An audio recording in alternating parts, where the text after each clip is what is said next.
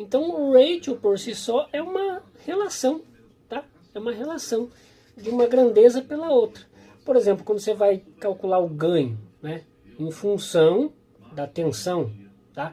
Então você tira o log do ratio de tensão out e tensão in. Então você divide a tensão de saída pela tensão de entrada, tá?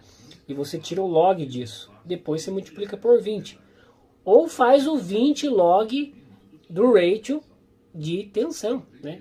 Da saída pela entrada. Ou você pode pegar de Z por Z. Daí é uma relação de impedância. Ou corrente para corrente. Ou resistor para resistor. Então aí que tá a pegada, cara. As coisas mudam, mas todas estão interligadas, tá? É estudo. Não tem outra forma. Você tem que sentar ali e estudar para você entender, tá ok?